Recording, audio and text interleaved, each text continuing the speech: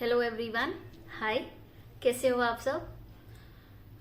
क्या आप कोई मीटिंग्स ज्वाइन करते हो और मीटिंग्स ज्वाइन करने के बाद आप जब कोई अपने पॉइंट्स बता रहे हो, कोई सजेशंस दे रहे हो, तो लोग आपकी बात नहीं सुन रहे,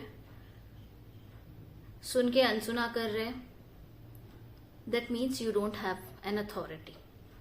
सो आज का वीडियो है 3 top ways to speak with authority. So what is authority, पहले वो जान लेते हैं। अथॉरिटी आपकी पोजीशन से भी आती है।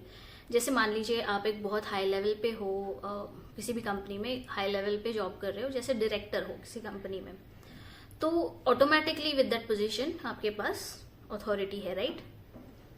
बट ये अथॉरिटी की बात मैं नहीं कर रही, जो पोजीशन से आ रही उस अथॉरिटी की मैं बात नहीं कर रही।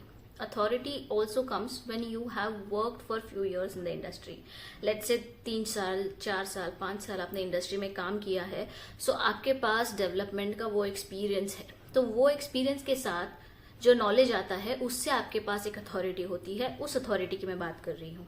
उस अथॉरिटी से आप अपने आइडियाज जब किसी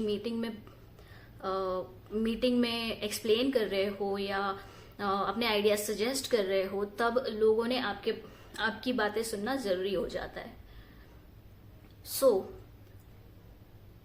इस अथॉरिटी को प्रोजेक्ट करने के लिए आपको कॉन्शियसली कुछ चीजें करनी पड़ेंगी अपनी लाइफ में, अपने कम्युनिकेशन स्किल्स में कुछ चेंजेस लाने पड़ेंगे। क्या है वो चेंजेस, उसके बारे में हम बात करते हैं। मैं आपको टॉप 3 चीजें बताऊंगी जिससे आप ये चेंजेस ला सकते हैं। सबसे पहला टिप है, and your sentences at a lower note. इसका मतलब क्या हुआ? जब आप कोई भी लाइन बोल रहे हो, तब जो लाइन की, उस सेंटेंस की जो लास्ट पार्ट होता है, सेंटेंस का जो लास्ट पार्ट होता है, वो लोअर नोट पे होना चाहिए। अगर वो हायर नोट पे हुआ तो आपने जो बोला वो क्वेश्चन जैसा साउंड हो सकता है, and that is not correct, right? जब आप अथॉरिटी से बात करना चाहते हो तब आप क्वेश्चन नहीं पूछ रहे हो, आप एक सजेशन दे रहे हो। वो क्वेश्चन जैसा साउंड नहीं होना चाहिए। अगर वो क्वेश्चन जैसा साउंड होगा तो people will think that this person is not confident about whatever he is suggesting, right?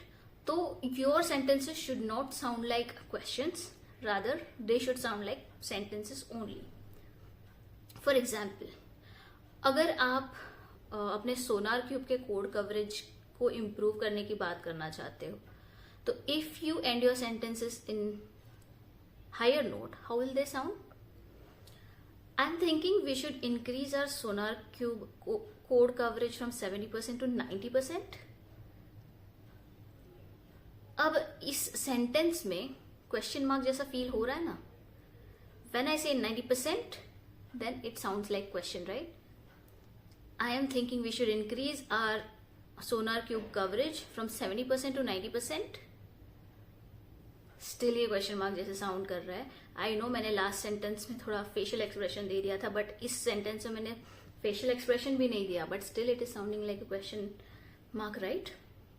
So how should you sound like? You should sound like this. I am thinking that we should increase our sonar cube code coverage from 70% to 90%. जो last trailing part of the sentence था वो lower note पे आ गया है। जो percent मैंने कहा वो थोड़ा lower note पे चला गया है। So that is what I mean by ending your sentences at lower note so that they don't sound like a question mark. Point number 2. Point number 2 है filler words.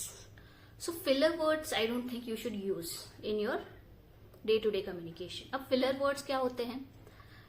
हमारी जो लैंग्वेज है, English is not our first language of communication.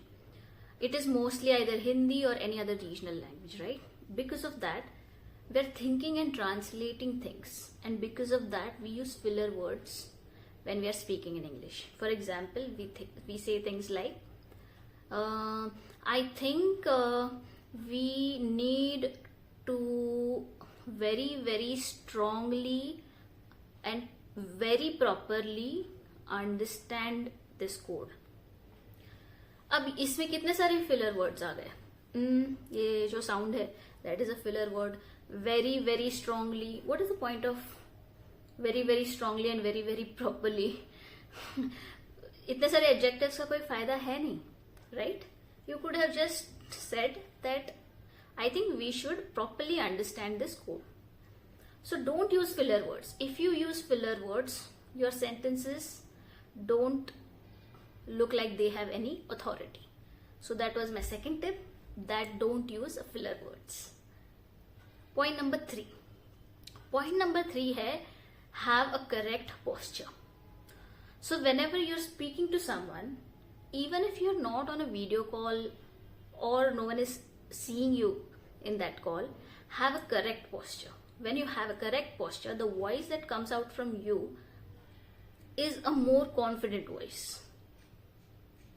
आप जब ये ऐसे correct posture में meetings या वीडियो कॉल्स ले रहे हो या वॉइस कॉल्स भी ले रहे हो, तब आपके आसपास के लोग शायद आपको जज करें, but how does it matter, right?